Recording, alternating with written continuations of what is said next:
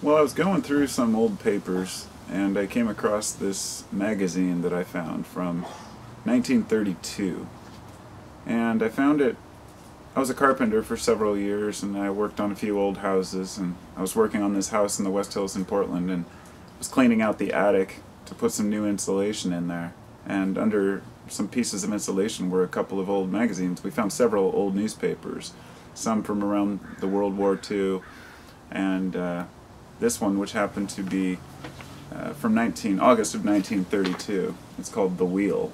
It's a magazine for motorists, and you can see we've got the Studebaker there on the back to give you a little idea, of the timing for this. But this is getting close to, 2018. 14 more years. Will be 100 years from the time this was published, and mostly it's just a look at a variety of different types of cars, sports cars. It's got a little article about, a camera case for your cameras, and it's just really kind of nice to go back in time and to look at the nostalgic purposes and reasons that we look at the old things. But there was one particular article in here that stood out to me, and I thought I would share it while I'm still, it's still in my mind, because I probably never will. And this article was written by a guy, close to 100 years ago, and it probably hasn't been read in a long time. So I figure keeping people alive, keeping ideas alive, it's part of the storytelling process. So it's called A Note of Optimism by Clarence Buddington Kelland. And it says that I believe I'm not sure if he was a financial advisor or what the deal was, but during the time when we were suffering financially, it was easier to look at the past. Right now we look at the last 100 years as our history. It's really hard to look beyond that. But 100 years ago, they were looking at the previous 100 years of history. And today we feel like everything is collapsing, everything's falling apart. But every few years we hit a point of prosperity. And this is what he was speaking about in here, so I'm going to just go ahead and read it. It has to do with money, but it has more to do with this country as a country of people who are growing together. The financial history of the United States is nothing more nor less than the story of 14 major depressions through which this country has passed. Each of these depressions, as it appeared and developed, was bragged about by those who suffered from it as the worst calamity that ever happened. Each one was said to arise from novel causes, new in the world's experience, which society as organized people could not cope with.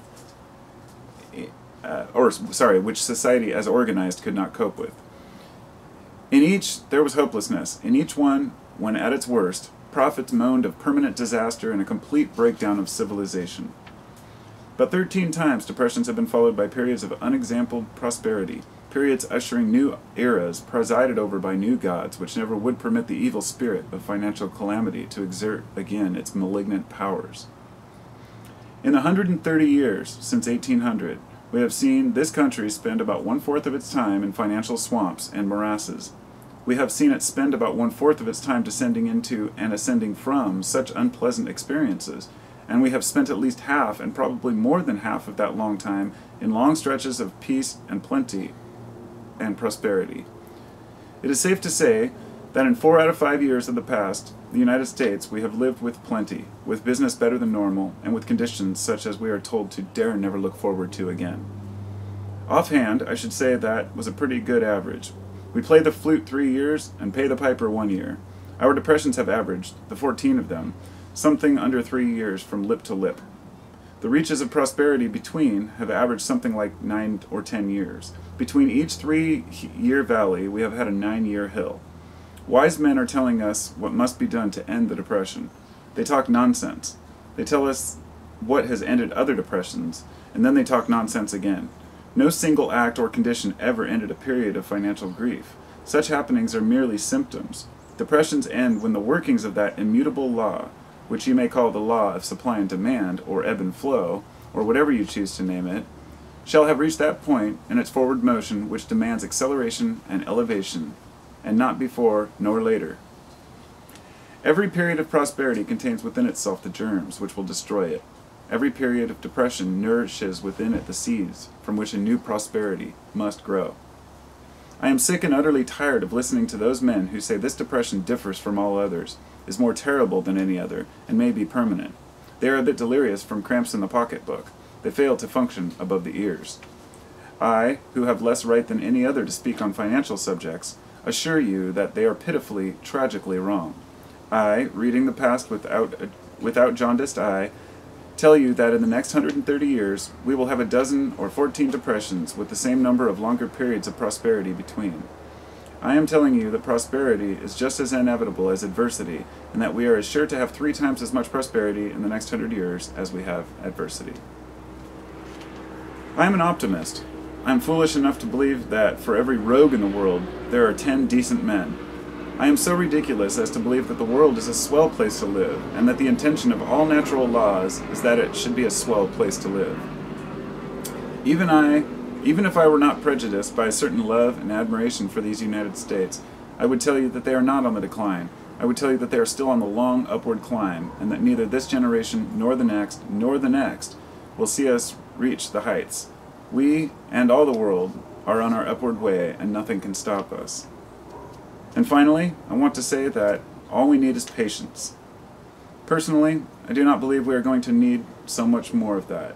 But long or short, I want to tell you and impress upon you that you cannot fail to believe that another long stretch of plenty and prosperity lies before us. Each day brings it nearer. It cannot fail to arrive. It is as inevitable as the arrival of dawn after darkness. When I read that, and I considered the state of mind that people were in during these times, just to even be able to have hope and optimism is something that all of us can benefit from. I would like to add, for those who are saying, well, have we had 12 depressions over the last 100 years? The part I would like to add on the financial side is that it wasn't long after that article was written that FDR gave power to the Federal Reserve to set interest rates and prices and took us off of the gold standard.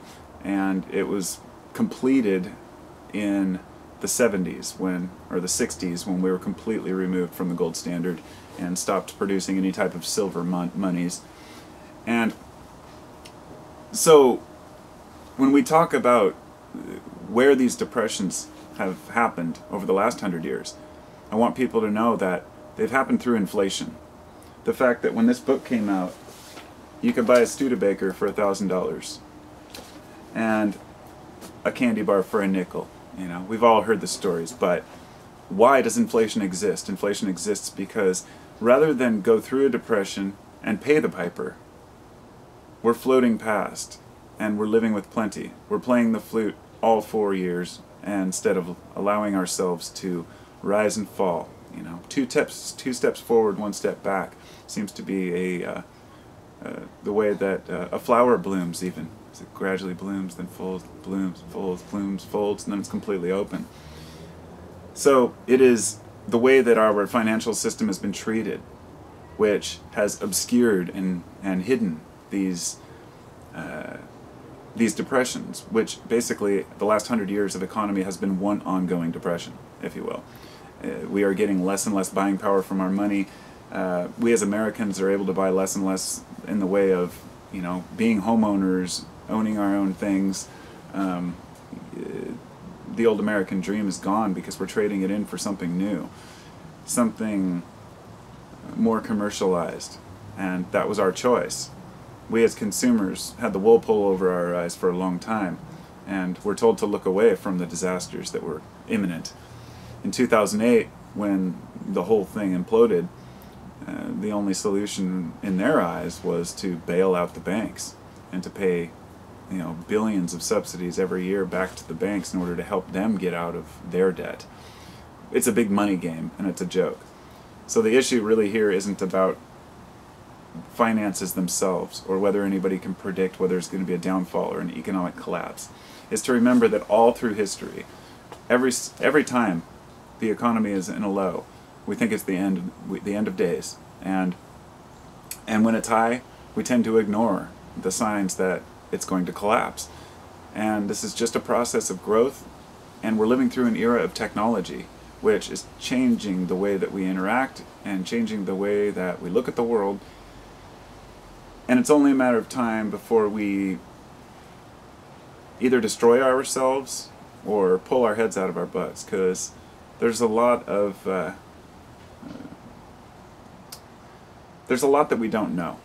And as to the future of the economy, the only reason it matters is because we all live within it, and because the economy is a direct representation of society, if you will. When times are tight, people don't spend money. When times are plenty, they spend a lot. But really all this is a reflection of energy. And so, without rambling too much, I'll let it go at that. I hope you all have a wonderful day. And remember, the optimism. Maybe the next generation will figure it out.